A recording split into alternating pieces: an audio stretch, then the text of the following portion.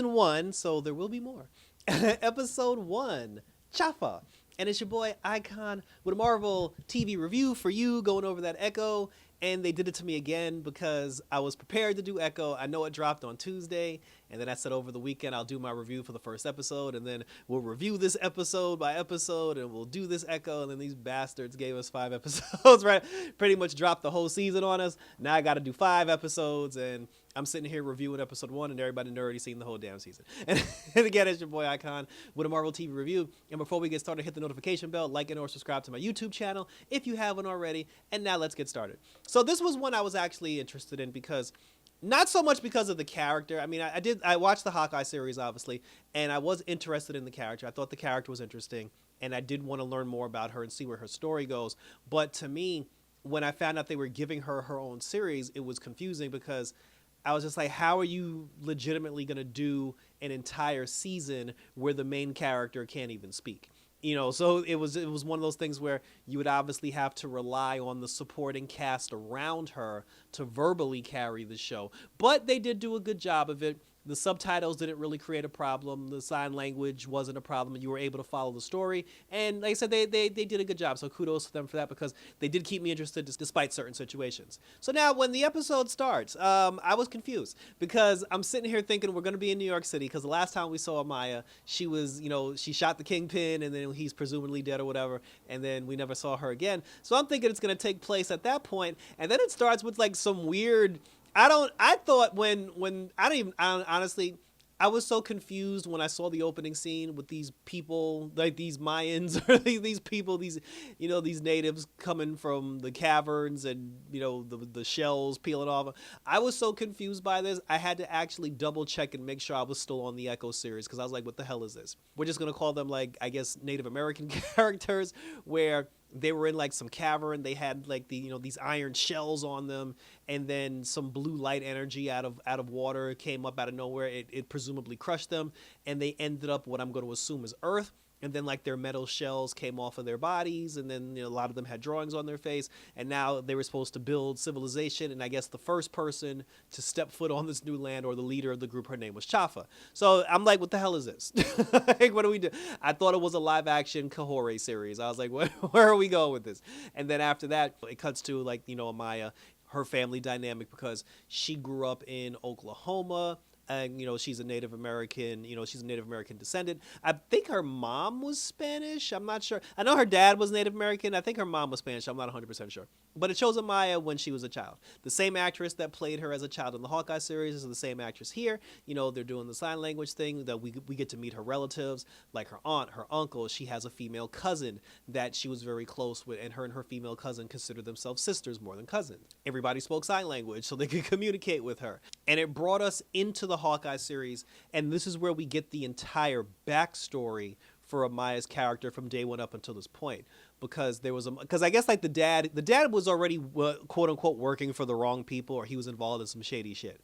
So I guess like one of his shady business practices caught up to him, and a person who had a problem with him cut the brakes on his wife's car, and both his wife and Amaya, they got into a car accident because the brakes were bled and they couldn't stop. It killed the mother instantly, and Amaya lost her leg. And I forgot about that because in the Hawkeye series, she did have one leg, like she had the prosthetic leg, and I forgot all about it until they saw that here. I was like, yeah. So it was kind of sad seeing that little kid. Like, it's bad enough the girl's deaf and like now she can't walk, But they did a good job of like making her handy capable. So that was also good. And then after that, like I guess it was the aunt. It was the aunt or the grandmother. She blamed like her father for what happened, to the mother, and then she was just like, "Oh, you're not welcome here. It's all your fault." And then he told her, he was like, "Well, I just accepted a job in New York City, so I'm gonna leave anyway." Obviously he just lost his wife, so he took Amaya, him and his daughter, and they left to make a life for themselves up in New York. Her cousin was like, "No, don't go. I miss you." And then once they did the thing where the cousin was like crying and screaming because Amaya was going to New York City, I was like, obviously the cousin's character is gonna come back as an adult, and she's probably going to be a villain because y'all are going too much. Y'all doing too much to make it obvious that this girl's mean. Like, even the whole thing about like, oh, we're not cousins, we're sisters. I'm like, so clearly this girl's gonna mean something like later on, so pay attention to the cousin. Now that we're in New York, it fast tracks a little bit to the point where it shows you when the dad was putting her in karate classes. We even saw the Kingpin, we got a Kingpin reference, and then it shows Amaya go, and then, it showed like Amaya looking at her dad's like dirty business practices, so she knew he worked for the tracksuit mafia. And then it immediately cuts from when she was a child to now that she's an adult. She's doing like full-blown MMA now. She still got the prosthetic leg, obviously. And again, she's no longer handicapped. She's handy-capable because she's a badass and she can fight. So now while she's doing that, we then get the scene in the Hawkeye series where it shows the Ronin killing the tracksuit mafia in the moment where the Ronin killed her father. And then we got the scene where the father was just like, get out of here, live your life or whatever. And then after her father died, Maya basically spiraled out of control. It was a montage of her just doing like random dumb shit, getting in trouble with the law. And then there was a moment where like the cops picked her up because she rode a motorcycle like through a building. The police picked her up. They put her in the squad car. The Kingpin shows up, takes her out of the squad car, and the cops just don't say or do anything about it. So I'm like, so we just really gonna let this man just take this criminal out of the patio? I'm like, look, organized crime, ladies and gentlemen. So then the Kingpin brings her in, and then he's just like, what are you doing? Like your father wouldn't have wanted this for you. And he said, I'm gonna give you a life, and I'm gonna take care of you for your father not being here. So that's when like he gives her a job working in the criminal underworld, and then the first job that he had, he sent her and 2 other people to go kill these guys. I guess they were trying to like horn in on his territory. So when Amaya and the 2 guys go in to kill the guys that horned in on the territory, they bust in, they start shooting the guys, start fighting the guys. Amaya froze up because this is the first time she ever got involved in something like that. But then afterwards, like somebody tried to choke her, and then like she snapped out of it, and then she started kicking ass.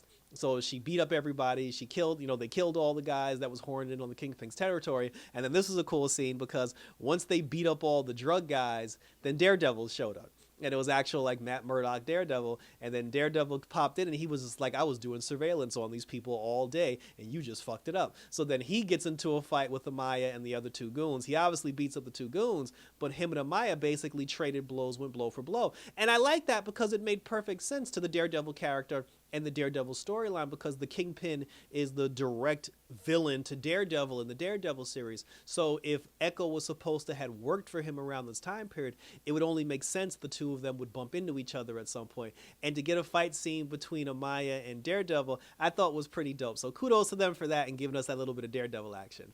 And then that's when the Kingpin was like, oh, like you lasted with the Daredevil and you lived to tell the tale. He was like, clearly you're better than I thought. And then he promoted her and gave her like more responsibility and everything. And then that's when it showed the scene where he was like, I'm gonna help you find the Ronin who killed your father. And then it cuts to like the Hawkeye series where Hawkeye fought Amaya at the end, but he was just like, he's like, yeah, he was basically like, yeah, I killed your daddy, but your boss was the one that wanted your father dead. Like your boss was the one who hired the hit.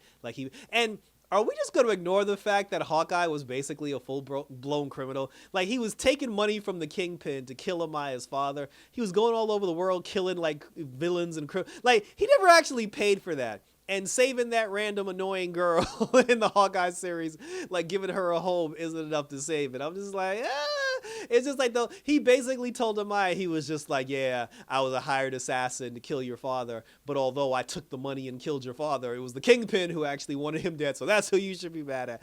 And then it cuts to the scene where Amaya kills she bumps into Kingpin in the alley, and then she shoots him, and then that's when it fades to black. So now it takes place to, like, present time. So we're here in present time. Amaya's making her way back to good old Oklahoma. When she gets back to Oklahoma, like she had some, I guess she got the scars from her battle with the Kingpin because like her ribcage was like sliced open. She goes back home to good old Oklahoma. When she goes back home, she bumps into some of her old friends. She bumps into people that she knew. Her cousin, who she quote unquote loved and everything, she did not go to see her. Like she purposely ignored her. So I'm like, okay, this is obviously going to become a thing. And then she went to one particular person that she knew that ran the roller skating ring.